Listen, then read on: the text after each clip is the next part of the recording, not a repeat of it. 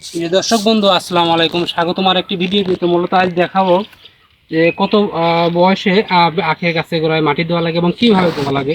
তো সাথে থাকুন এবং দেখতে থাকুন। তো মূলত প্রথমে যে আখের গাছের যে কাপটা রয়েছে, এই কাপগুলো সুন্দরভাবে আমাদের কিছু সার দিয়ে এই মাটিগুলো একটু এরকম ঝরঝরে করে নিতে হবে।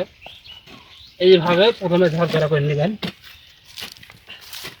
আপনারা চাইবেন আগে সার দিবেন, প্রথমে আগে সার দিয়ে তারপরে এই কাপের ভিতরে যে মাটিগুলো এগুলো সুন্দরভাবে এইভাবে একটু ঝরঝরা করে নেবেন।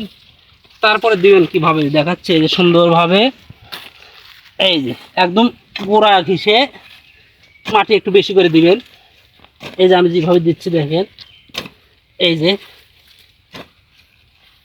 এই যে এইভাবে আপনারা মাটি দিবেন।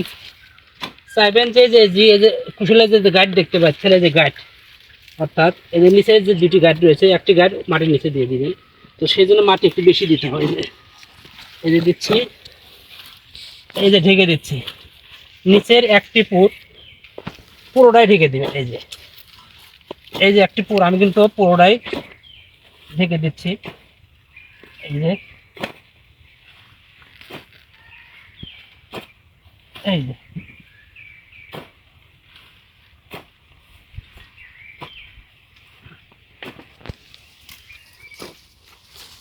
হাইটে আস্তে আস্তে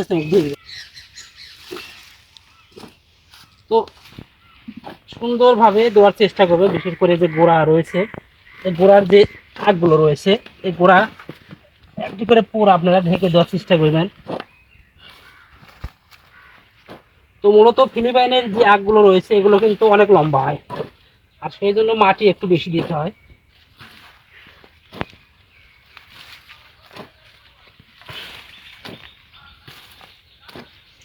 গোড়াতে মাটি বেশি থাকলে দুটি সুবিধা। প্রথমত আপনার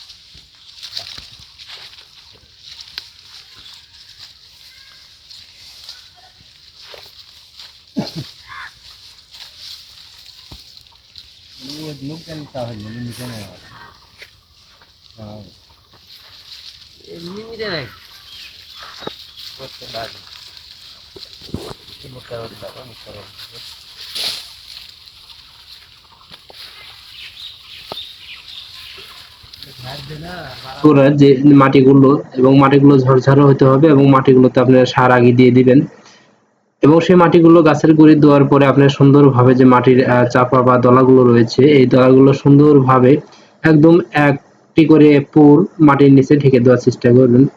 তো দর্শক, কথা হবে নতুন কোনো ভিডিও নিয়ে। এই পর্যন্ত ভালো থাকুন।